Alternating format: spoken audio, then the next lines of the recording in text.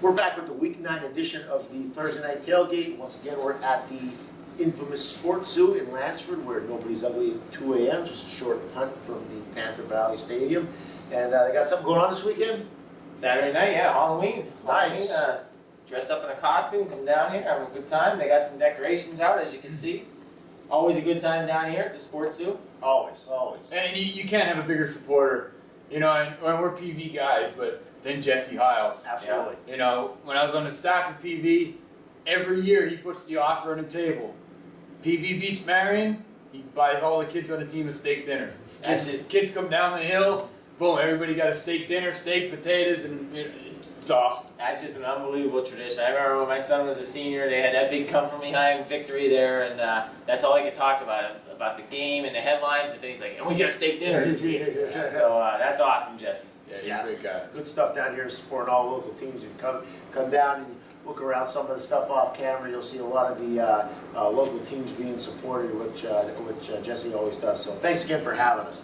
What we're going to do is take a look at some of these Week 9 matchups and then get into the district possibilities. We already reviewed the Week 8 games, talked about all the AFL possibilities, so we're going to try to move this along and get into some of the district talk.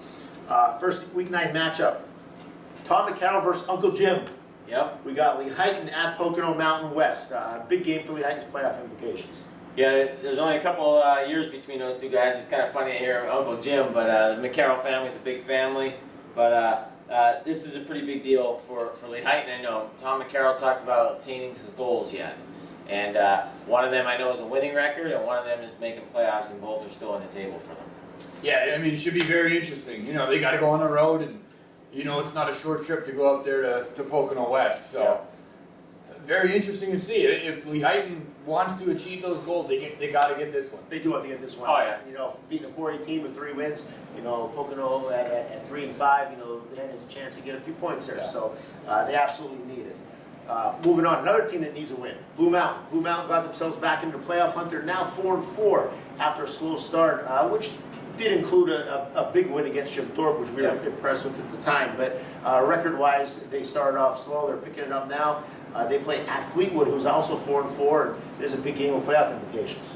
Yeah, I think Fleetwood started out a little strong, and then they've been a little sluggish the last couple of weeks. But again, just like Lehighton, Blue Mountain's got to get this if they want to have any talk about a Game 11, you know, in the Eastern Conference or districts. AAA districts are the ones you want to get into right now. Cause it might be easier to get in AAA this year than AA or single A. So they need to win. Yeah, it should be interesting. And like you said, to start off 1-4, won 3 in a row. But they need a big win here to get going, and you know they got Haven next week, and you know that's a huge rivalry. Oh, yeah. So a lot of points there on the table. You know they're playing Fleetwood with 4 wins, then they got Haven who's going to have 5 or 6 wins coming in the next week. You know there's still a shot there. I remember a couple times there like a 6-3 Blue Mountain lost to like a 4-5 Haven. So, you know, that's a big deal there for those guys. They're literally right next to each other. Absolutely. Shenandoah. Moving on. Shenandoah at Delaware County Christian. Shenandoah 1-7. Delaware County Christian 5-2. Delaware County Christian. What do you know? Well, I think it's safe to say that Shenandoah's 2 non-league games are making the largest commute.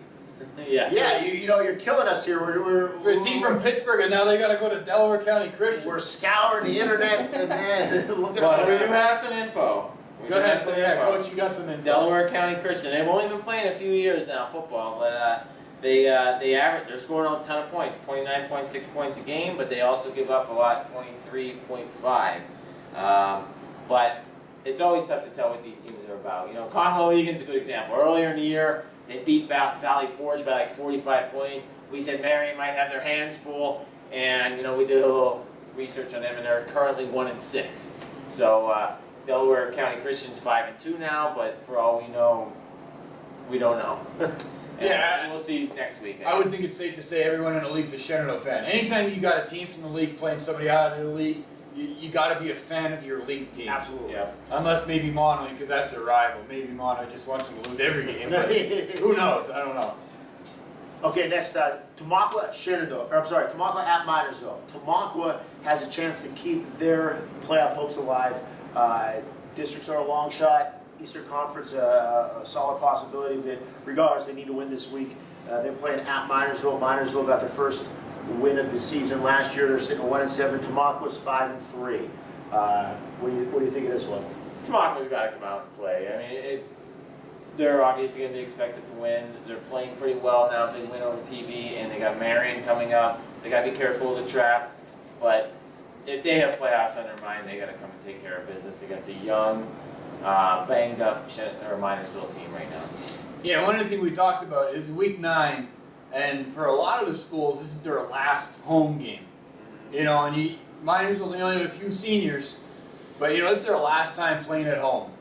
And they can't be satisfied with one win over Carson Long. Hey, you got 2 games left. Go out and give it your all and try to get 2 and 3. You know, what do you got to lose? Go out and shock the world. Absolutely. You know, like we always say, once you step between those lines, you know, nobody's thinking of a record. Yeah. It's a game. You know, it's a game. Every year there seems to be 1 or 2 of those games. You're like, wow, I never expected it. Yeah, and then you know when you keep plugging like that, you just don't know when that big moment's going to come. So keep fighting Minersville, and you know Tamaqua, they have a shot to get themselves in a position to make a run at some type of playoffs.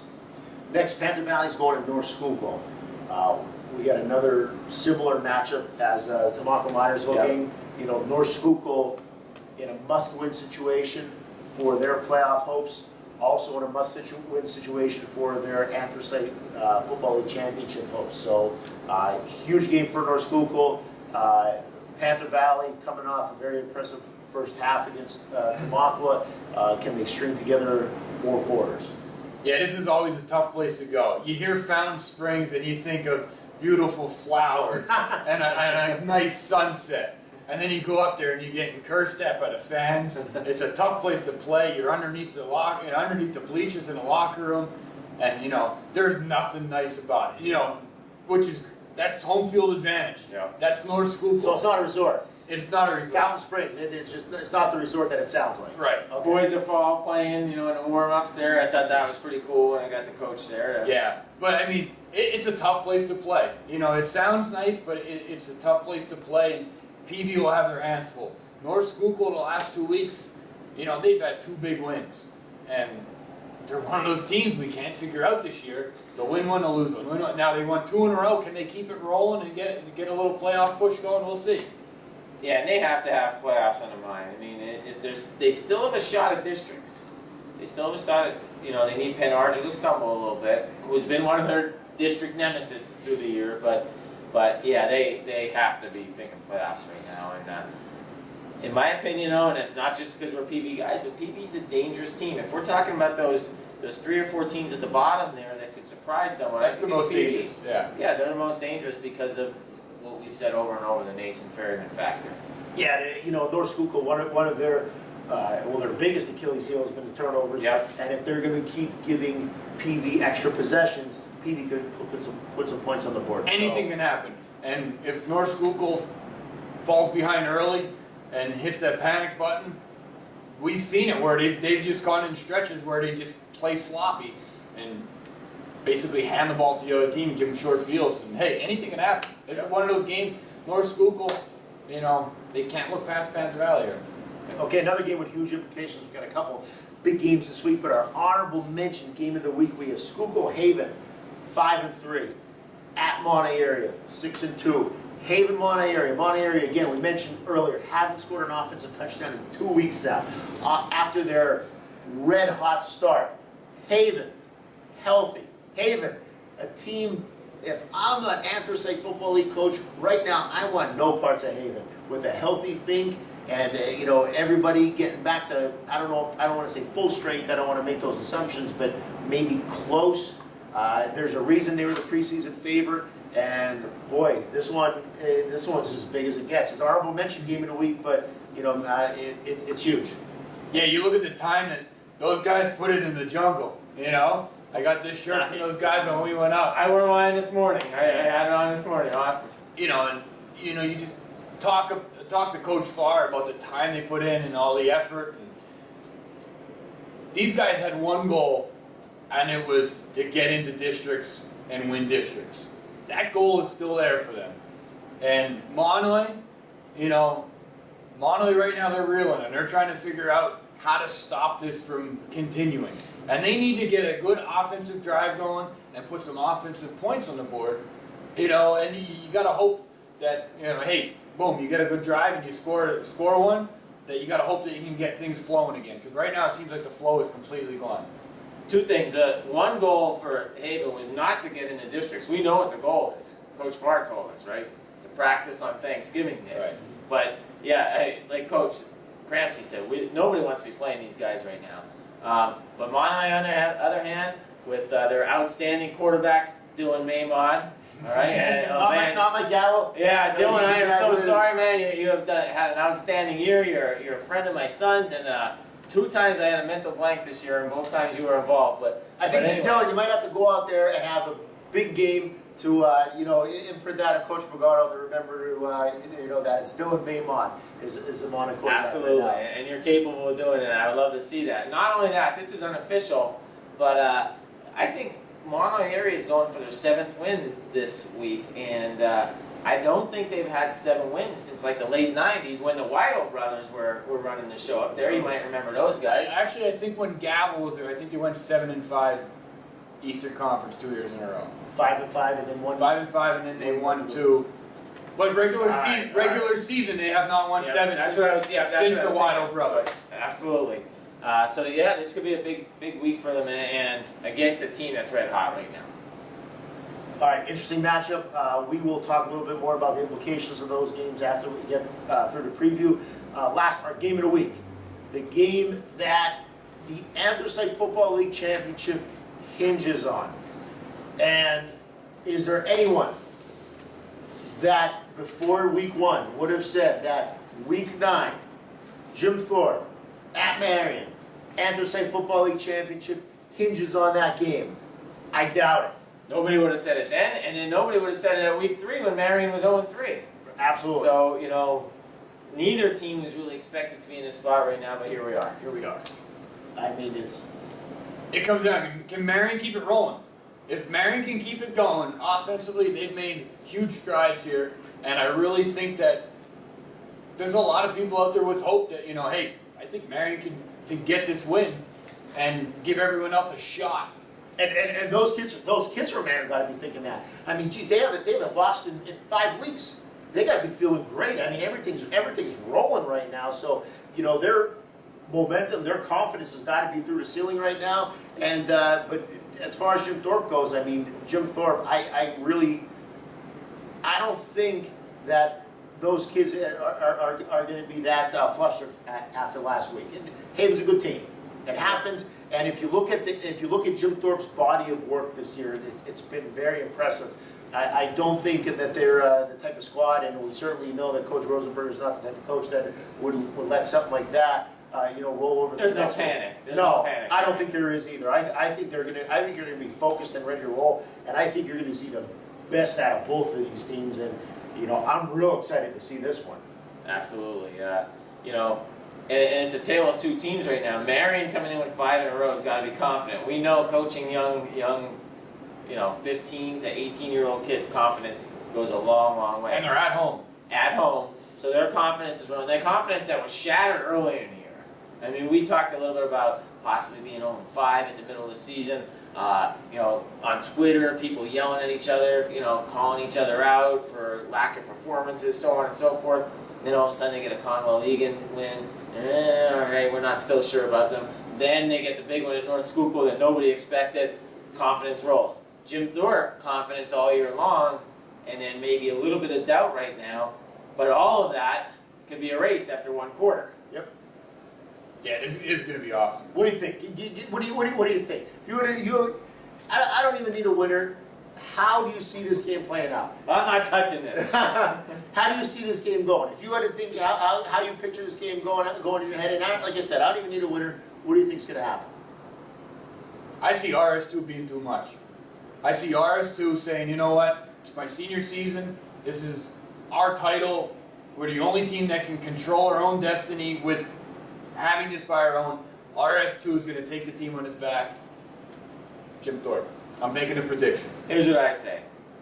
Jim Thorpe has been undefeated every time we had him as our game of the week. I'm not predicting anything today because we know how that's gone. But if Jim Thorpe wins, I will wear the 1987 throwback jersey. Compliments of Richard Walk, who I forgot to credit last time around, Motsney, and I'll wear that next week's show for the champs. And it's going to be interesting. I give Marian a ton of credit for this roller on, because let's face it, a lot of people wrote them off after 3 weeks. Right, yeah. And, even us, we're sitting back here saying, 0-3, where are they going to be, a couple weeks from now? We didn't expect them to go on the roll that they went on.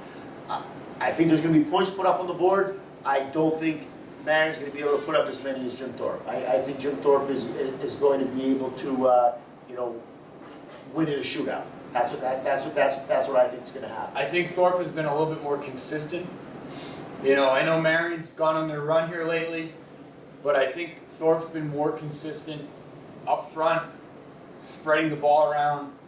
Now, with all that being said, I'm very curious to see Dean Richards Friday night, and because he has been playing tremendous football right now, super impressive. Now, huge stage. Huge stage in a situation that, a couple weeks ago you may not have thought you'd be in. And I'm very curious to see if, how that plays out Friday night. That place will be rocking. There'll be cowbells going all over the place. Ding, ding, ding, ding, ding, ding. Yeah, it'll be going nuts. Is this a TV 13 game? Do they have one? Yes, TV 13 has them on. Well, we can watch it. We're going to be out together that night. Right. Watch them together. Absolutely, absolutely. All right, district standings. Districts are getting real interesting. Let's take a look. Single A, Tri-Valley 7-1, in. Yep. Williams Valley 7-1, in. Yep. Now, Monterey area is 6-2, but they still got to play Haven, Shenandoah. and they got to play Shenandoah. Does one win get them in? What it looks like? We can't predict exactly. You don't know how this math is going to play out. What we're going to do is lay out the most likely scenarios. If Monterey area wins one, most likely are they in? Or do you feel they need to win two? I think they need to win two. Well, if they beat Haven, I think they're in because of the points. I agree. Okay, so if Monterey beats Haven, you're in. If you don't beat Haven, you might not be. You're going to need some help. You don't want help. You don't want to take care of it. But if they win one, it's got to be this one. All right, there we go. Now Pius 4-4. Pius is 4-4, but boy, you look at their last two games. They got Carson Long, and they got Columbia Montorvo Tech. Those two teams. That's what my Uncle Stosh liked to call cupcakes. And they're triple Carson. Nice shout out to Uncle Stosh. Uncle Stosh he would say these are cupcakes. They got Carson Long and Columbia Montorvo Tech. So Pius is going 6-4. They're going to go 6-4. They're not going to get any strength points from these wins. But Columbia Montorvo Tech is 3A. Yes. So It don't matter. Look, you look back at when Lehighton beat Allen 58-6 or whatever it was. They dropped from 3rd to 5th. Yeah, wins mean more than size. Yes. So, gotcha. All right. So I don't think if Haven and Marian and Monterey take care of business over the next couple of weeks, Pius, I don't believe even belongs in there. That's a whole other story. But I think they'll have enough points to bump. All right. Now that brings us to our last one. Haven and Marian, right now on the outside looking in, both of them at 5-3. You went out, you're in. Yeah. If you're Haven, you went out, you're in. If you're Marian, you went out, you're in. You're getting some big points. Yeah. You're beating some quality teams. That'll get you in. Plus Haven beats Monterey, and that means if they win out, that Monterey is going to have to bump them down. And either of these teams, if you don't win out, most likely you're not. Yeah. And honestly, I think if they both went out, I think they both might to jump at 3 and 4, and Monterey and Pius Oh, I agree. will both drop out. I agree. Yeah. So Haven and Marian, you went out, you're in. That's what it looks like. And right now, if you are Tri-Valley or Williams Valley, you do not want to see Schuylkill Haven get in. No. Because they are getting healthy. Schuylkill Haven right now, you look at these, there's 6 teams in single A. Schuylkill Haven's ranked 5th. They're the best team right now. They're Right playing now, the best, in my opinion. I think they're playing the best right now when you look at those 6 teams, even though they're ranked 5th. All right, moving on to Double A. Double A, we got Caddy 8-0. Obviously, they're in. Caddy, huge favorite in 2A. You got Pine Grove at 8-0, they're in. You got Palisades at 7-1. Very likely that they're in. It'd be tough to knock them out at this point. So it looks like we got a couple teams fighting for that last spot. Penn Argyl is 5-3. They're ahead of 3 other 5-3 teams: Northwestern, North Schuylkill, and Tamaqua. So how do you see that playing out? Well, first off, nobody should hand the title over to Caddy right now, which is what everybody wanted to do earlier in the year, for 2 reasons. One, they didn't win it last year, even though they were talking the same way. And unfortunately for them, their stud running back, Rayvon Burton, is out for the season. He had an appendectomy. Now, is he out for the season? According to the Morning Call. Yeah, it was on their website yesterday or 2 days ago. That's sad. Yeah, that's terrible. You don't want that to happen. An emergency appendectomy, which sounds like an old man's type thing that we go through. Unfortunately, at 17, 18, Oh man. or Coach Crampsey and I would go through. Not good genius. But no, but so we're not going to hand anything over to them. But outside of that, I mean, the other teams outside of the league have the positioning right now. But if any of them stumble, one of our teams can get in there. North Schuylkill or Tamaqua. Yeah, you look at Penargil and they play Palmerton and Bangor, which, looking at the games, they should win. Yeah, both but the those Bangor games. game gets crazy too, like Monterey Shenandoah, Right. and Schuylkill Haven, Blue Mountain. That one gets crazy every year. So And Bangor has Boss back. Yes. But Bangor's a lot more dangerous now than the record indicates. right, and then you look at Northwestern, who's the team after they're the 5 seed. They got Bangor and Caddy. Yeah. So you would expect them to split. You got to have North Schuylkill or Tamaqua. All you can do if you're North Schuylkill or Tamaqua is win out. Yep. Win out, and hey, let the chips fall where they may. Yep. Yeah. And if not, then Eastern Conference. There's no shame in Eastern Conference Right. at that point. Right, and North I was Schuylkill, wondering, I guess. we hate to see if they went out and they're looking back on that Mount Carmel the last 2 minutes of that game, and boy, just heartbreaking loss, and that's what seasons come down to. All right, AAA, Southern Lehigh 7-1 in. Yep. Becca 4-4, Lehighton 4-4, Pottsville 4-4. That would be your 2, 3, and 4 seeds if the season ended today. Blue Mountain at 5 at 4-4. Blue Mountain at 5, 4-4. Jim Thorpe right now 6-2, but they're the 5th seed. Jim Thorpe, 6 seed. Yep. They're 6 seed. Jim Thorpe. Here's going to be the game. Jim Thorpe Lehighton, Oh yeah. week 10, right there. But Jim Thorpe will obviously got to beat Marian, Yep. and then Jim Thorpe Lehighton, winners in. We'll see, but It's going to be interesting. I can't wait to see these numbers on Saturday. After the games, it's going to be very interesting. Jim Thorpe's got a must-win this week for the AFL title. Right. And then they're going to come back next week with a must-win to keep their season going. That's Saucon Valley 5-3. Saucon Valley, they seem a little disappointed with where they're at. yeah. I think the expectations were a bit higher. It happens. You wonder how they're going to finish things out. I don't know who Saucon plays this week. I don't think we have it on here, but I know they play Palisades at the end of the season. And Palisades is 7 wins right now, so they could still be in the mix too. That would be a huge win, Yeah. points-wise, for them. So, in addition to the Anthracite Football League standings, the district standings are just as crazy right now. But that's kind of how it happens at this time It's of a year. mix of fun too. Absolutely. We don't have the math down to the 100th of a point as it's going to play out, but we can look at these likely scenarios and see what teams most likely need to do. But a lot of this is based on their opponent's strength as well, their opponent's size, but more importantly, their opponent's wins. So obviously, as the season plays on, and after this weekend, we'll have a better idea of what teams need to do heading into that last week. So. All that being said, any closing thoughts on week 9? It's a very interesting week. I mean, we just had a Wednesday night and Thursday night show here. We talked about all the implications and what could happen. And hey, this is where people get noticed. Pick up the paper and go to a game on Friday night. And I'm sure there's going to be a ton of people up at the Jim Thorpe Marian game. That's going to be an awesome. That's going to be a playoff atmosphere. Get the cowbells going. I'll tell you, we've been involved in it as coaches. When you're in a playoff race, there is nothing more exciting. Not just for yourself as a coach, but for the kids, for the community. That's awesome. But you know what? If you're not in a playoff race right now, you get to play spoiler. If I'm Panther Valley, I'm licking my chops right now that I can ruin North Schuylkill's season. Or any of the other possible upsets that we mentioned. And that's why this is the best time of the year. That's why hopefully you guys are watching our show. That's why the people in the barber shops and the local stores and the local bars are all talking about what's going on this week, and that's why we do this stuff. Yeah, good times, good times. Once again, thanks a lot to the Sports Zoo, Lansford, PA. Thanks a lot to Jesse Haas for having us the last 2 nights and giving us a chance to put this out there. And boy, we can't wait to be back next week and see how everything played out and see what we're looking at. So for all of us here at the Thursday Night Tailgate, that's it for week 9. Go Region Football out.